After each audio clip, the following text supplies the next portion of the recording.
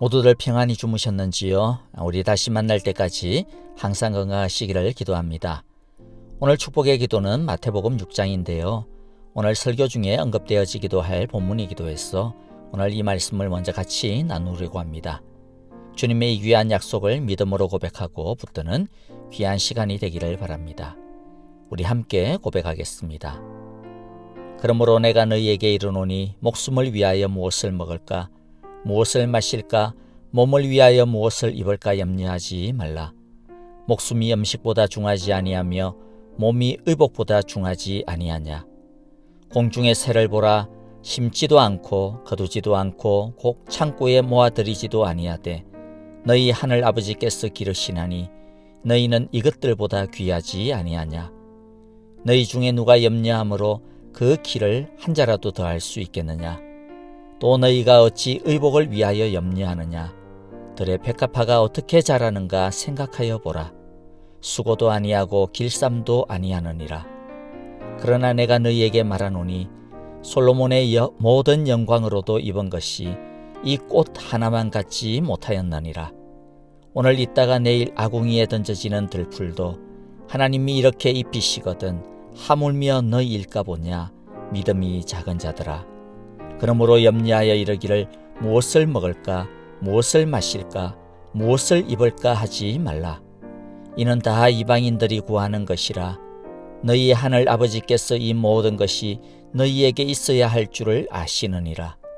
그런즉 너희는 먼저 그의 나라와 그의 의를 구하라. 그리하면 이 모든 것을 너희에게 더하시리라. 그러므로 내일 일을 위하여 염려하지 말라. 내일 일은 내일 염려할 것이요 한날의 괴로움은 그날로 족하니라. 아멘.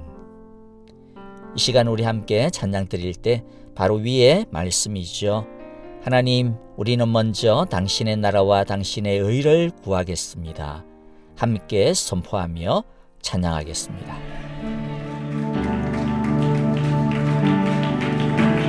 먼저 그 나라와 의를 구하라.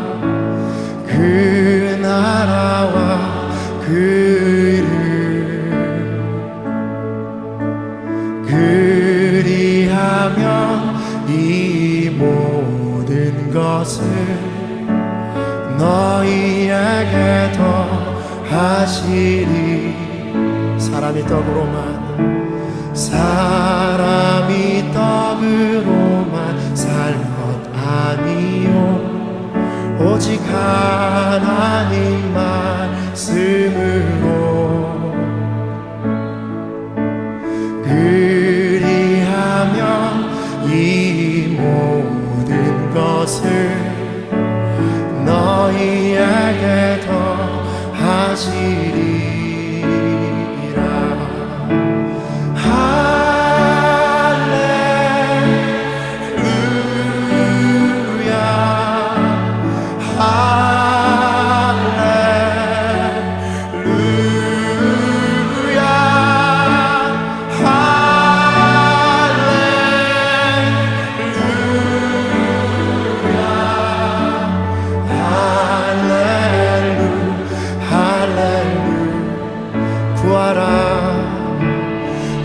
구하라 그리하면 주실 것이요 찾으라 찾을 것이요 두드리라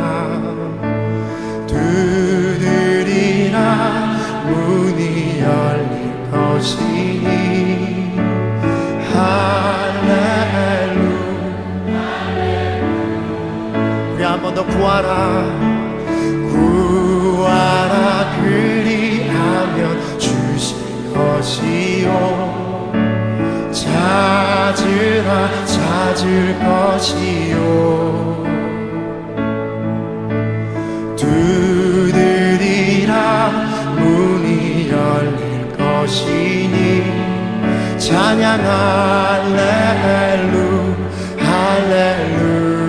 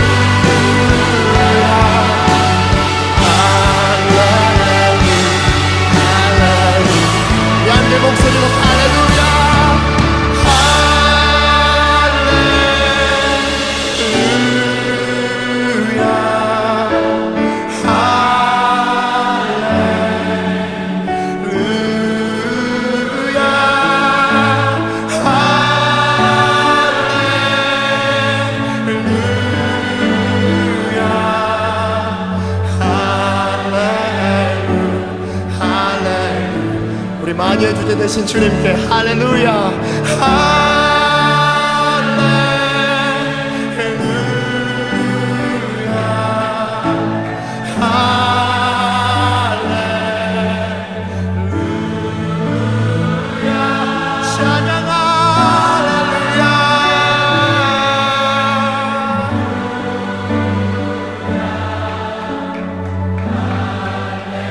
우리 다시 한번 주님께 순종합니다. 순복합니다. 나 영혼아 주께 할렐루야.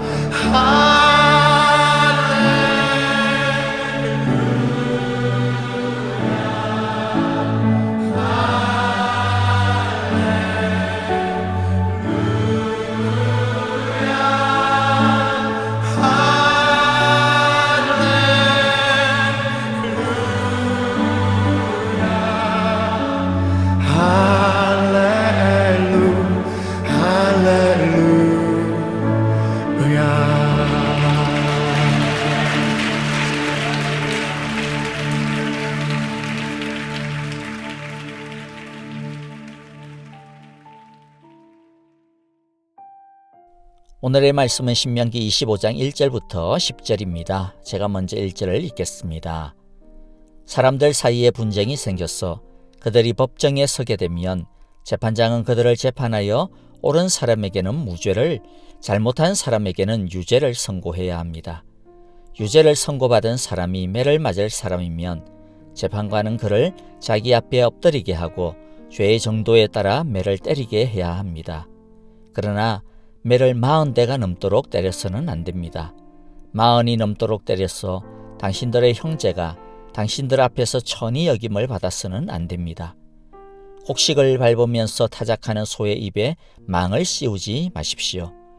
형제들이 함께 살다가 그 가운데 한 사람이 아들이 없이 죽었을 때에 그 죽은 사람의 아내는 딴 집안의 남자와 결혼하지 못합니다. 남편의 형제 한 사람이 그 여자에게 가서 그 여자를 아내로 맞아 그의 남편의 형제된 의무를 다해야 합니다. 그래서 그 여자가 낳은 첫 아들은 죽은 형제의 이름을 이어받게 하여 이스라엘 가운데서 그 이름이 끊어지지 않게 해야 합니다. 그 남자가 자기 형제의 아내와 결혼하는 것을 기뻐하지 않을 경우에 홀로 남은 그 형제의 아내는 성문 위에 회관에 있는 장로들에게 가서 남편의 형제가 자기 형제의 이름을 이스라엘 가운데서 잊기를 바라지 않으며 남편의 형제의 의무도 나에게 하지 않고 있습니다 하고 호소해야 합니다. 그러면 그 성읍의 장로들이 그를 불러다가 권면하십시오. 그래도 듣지 않고 그 여자와 결혼할 마음이 없다고 하면 홀로 남은 그 형제의 아내가 장로들이 보는 앞에서 그에게 나아가서 그의 발에서 신을 벗기고 그의 얼굴에 침을 뱉으면서 말하기를 제 형제의 가문 세우기를 원하지 않는 사람은 이렇게 된다 하십시오. 그 다음부터는 이스라엘 가운데서 그의 이름이 신 벗긴 자의 집안이라고 불릴 것입니다. 아멘. 영국의 시인 바이런은 정의롭기만 한 인간은 잔인한 인간이다 라는 말을 했습니다. 정의란 글자로 된 법전 이전에 인간에 대한 이해와 사랑이 뒷받침되어야만 합니다. 모순처럼 느껴지는 법과 인간이 어우러질 때 비로소 완전한 정의가 이루어지는 것이죠. 가장 완벽한 정의는 그래서 십자가입니다. 십자가에는 죄인을 향한 하나님의 공의로운 심판이 하늘로부터 땅으로 내리꽂히고 반대로 죄인을 향한 하나님의 사랑이 인간으로부터 땅으로부터 하나님의 보좌를 향하여 올라가며 만나는 지점입니다. 예수님은 죄인을 향한 하나님의 진노를 죄인을 향한 사랑으로 대신 받으셨습니다.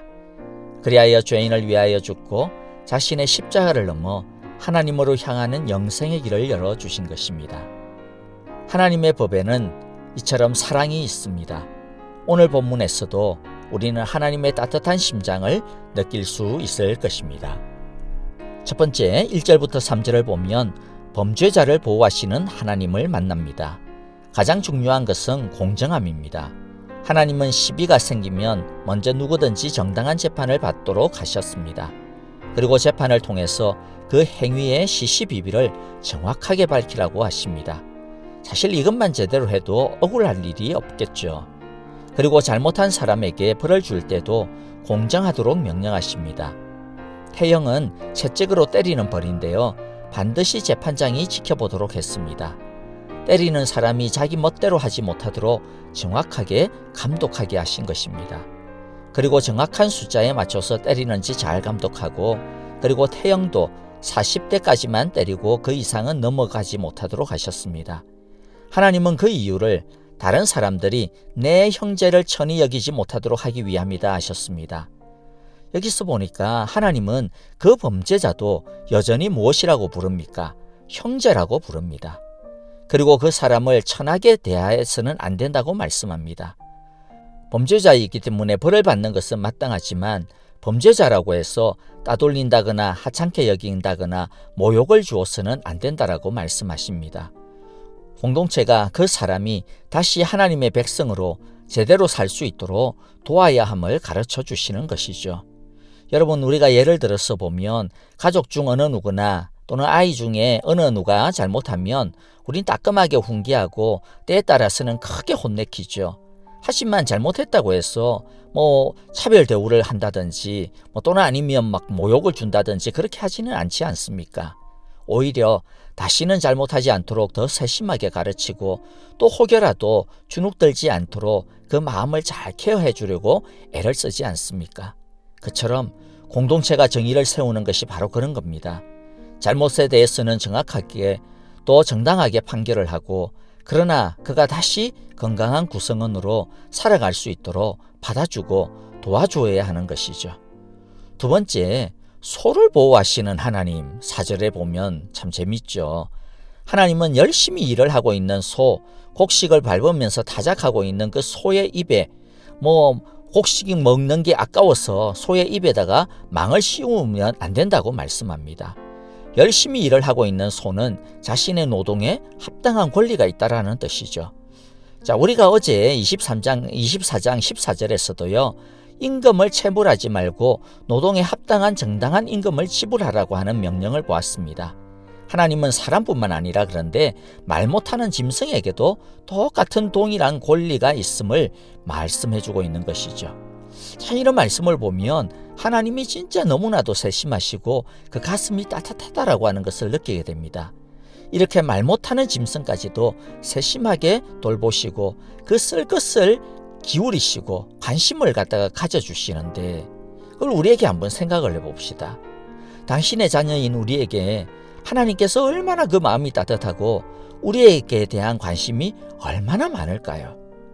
그래서 예수님께서도 우리가 아까 축복의 기도에서 함께 고백했던 그 마태복음 6장에서 하신 말씀 고백하지 않습니까? 다시 읽어보면, 그러므로 내가 너희에게 이르노니 목숨을 위하여 무엇을 먹을까, 무엇을 마실까, 몸을 위하여 무엇을 입을까 염려하지 말라. 목숨이 음식보다 중하지 아니하며 몸이 의복보다 중하지 아니하냐. 공중의 새를 보라. 심지도 않고 거두지도 않고 창고에 모아들이지도 아니하되 너희 하늘 아버지께서 기르시나니 너희는 이것들보다 귀하지 아니하냐. 너희는 이것들보다 귀하지 아니하냐. 너희는 이것들보다 귀하지 아니하냐. 오늘 있다가 내일 아궁이에 던져지는 들풀도 하나님이 이렇게 입히시거든. 하물며 너희일까 보냐. 하물며 너희일까 보냐. 믿음이 작은 자들아. 여러분, 소도 귀하게 여기시는 그 하나님이 우리를 귀하게 여기시는 줄을 믿습니다. 아멘. 세 번째는 계대개론 또는 형사취수제도라고 하는 것인데요. 형사취수, 즉 형이 죽고 형이 죽으면 취수, 형수 또는 제수를 취한다라고 하는 그런 뜻인데요. 5절부터 10절입니다. 현대인에게는 이게 좀 비인권적이고 비윤리적으로 느껴질 수가 있는데, 고대 사회에서는 이것은 한 가문을 보호하고 또 의지할 데가 없어져 버린 이 과부의 사회적인 보호망을 제공해주는 굉장히 중요한 안전장치였습니다. 그러니까 우리가 성경을 해석하고 이해할 때 섣불리 오늘날의 문화나 윤리적인 잣대로 판단을 해서는 안 되는 거예요. 당시의 상황 속에서 이해해야 되는 것입니다. 대대결혼 또는 형사치수제도는 오늘 본문에서 그대로 잘 설명을 해주고 있으니까 이해하기 어렵지 않을 겁니다. 형제 중 어느 하나가 아들이 없이 죽게 되었을 때입니다. 가문을 이을 아들이 없는 경우에 해당이 되어지고요. 자, 그래서 아들이 없이 죽게 되면 그 집안의 대가 끊기게 되고, 그러면 그 집안의 재산이나 이런 것들이 결국 다른 사람들에게 넘어가게 되겠죠. 근데 이러한 상황들이 자꾸 모이다 보면 공동체의 안정성이 흔들리게 됩니다. 그래서 그런 경우에 남은 형제들이 형수나 또는 제수를 취해서 아들을 낳아주고 그 죽은 자의 가문을 잇게 해주는 것입니다. 자, 그렇기 때문에 이것은요, 이 형의 그 재산을 자기가 취하는 게 아닙니다. 형수를 취하는 그 형제에게는 이득이 하나도 될 게 없습니다. 오히려 룻기에서 나오미 가정의 예를 보면요, 아들을 낳아줘야 하는 것뿐만 아니라 이 가정이 잃어버린 땅이 있거나 재산이 있으면 그걸 사서 회복시켜줘야 하는 의무까지도 짊어지는 거죠. 자, 그래서 이제 이런 의무를 성경은 고엘이라고 부릅니다. 고엘. 자, 그런데 이것은 의무이지만은 사실 의무를 넘어서 그 형제를 사랑하여 자기의 희생과 손해를 감수하는 지극한 사랑의 헌신으로 성경은 이해하고 있습니다. 이것이 물질적으로나 여러모로 사실 자신에게 손해가 날 수 있기 때문에 오늘 본문에 보듯이 어떤 형제나 친족은 이 의무를 지기 싫어하기도 했습니다. 자, 그때는 9절에 나와 있는 것처럼 그 사람의 신을 벗기고 그 얼굴에 침을 뱉게 하는 거죠. 이 불명의 서러움을 보여주는 겁니다. 하나님은 하나님으로부터 받은 기업이 없어지지 않도록 보호해 주시고, 또 남은 가부가 생존과 생활에 어려움을 겪지 않도록 보호해 주시고자 이런 제도를 허용하셨습니다. 그런데 이 고엘의 가장 위대한 모범을 보여주신 분이 누구냐 하면 바로 예수님입니다. 예수님은 우리가 뺏긴 하나님의 기업, 하나님의 나라, 영생을 다시 되찾게 해주기 위해서 자신의 목숨을 목숨값으로 지불하셨습니다. 그의 핏값으로 우리는 잃어버린 하나님의 나라를 되찾을 수 있게 되었습니다. 우리는 언제나 예수님의 핏값으로 다시 살았다라고 하는 사실을 그래서 잊지 말아야 합니다. 우리는 이미 하나님의 나라를 가지고 물려받았음을 잊지 말아야 합니다. 우리를 위해 목숨을 버리신 예수님의 이 극진한 사랑 안에 우리가 살아가고 있음을 잊지 말아야 하겠습니다. 오늘 우리는 범죄자를 형제라고 불러주시는 하나님의 따뜻함을 보았습니다. 우리가 원래 하나님 앞에서 흉악한 죄인 아니었습니까? 지금도 우리는 얼마나 하나님 앞에서 많은 죄를 짓고 있습니까? 그런데도 불구하고 우리를 여전히 지금도 형제라 부르시고 또 회복시키시는 우리 주님의 그 신실한 사랑을 기억하고 찬양합시다. 말 못하는 소까지도 들의 풀까지도 먹이고 입히시는 주님이 우리에게 지금 말씀하십니다. 너는 소보다 귀한 존재가 아니냐? 너는 꽃보다 더 아름다운 나의 신부가 아니냐? 염려하지 말아라. 두려워하지 말아라. 강하고 담대하라. 나의 나라와 나의 의와 나의 나라를 구하기만 하여라. 여러분, 주님이 우리를 위해 고엘의 사랑을 주셨습니다. 우리에게 이미 하나님의 나라를 주셨음을, 우리가 이미 하나님의 나라 안에 있음을 기억합시다.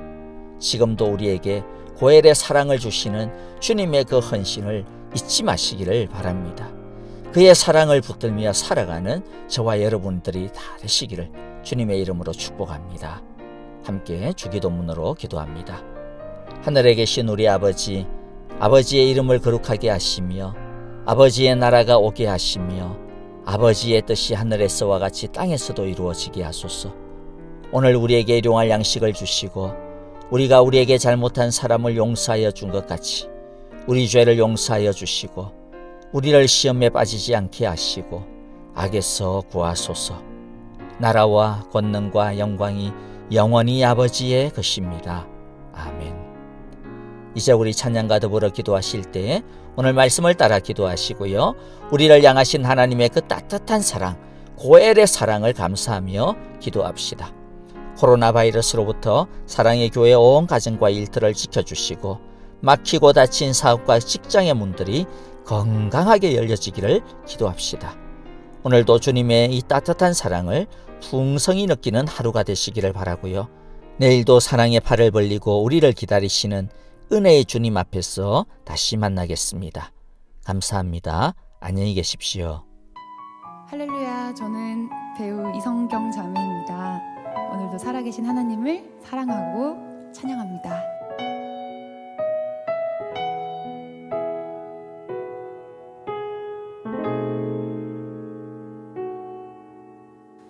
이 세상을 살아가는 동안에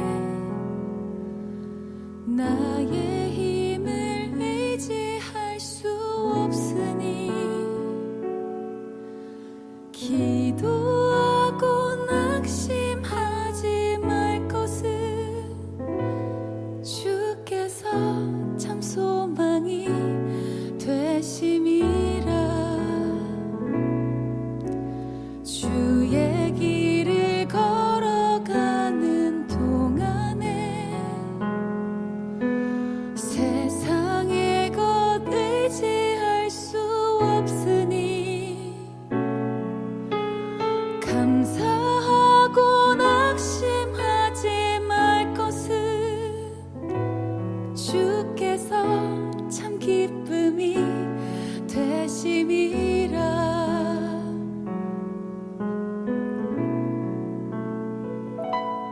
하나님의 꿈이 나의 비전이 되고 예수님의 성품이 나의 인격이 되고 성령님의 권능이 나의 능력이 되길 원하고 바라고 기도합니다.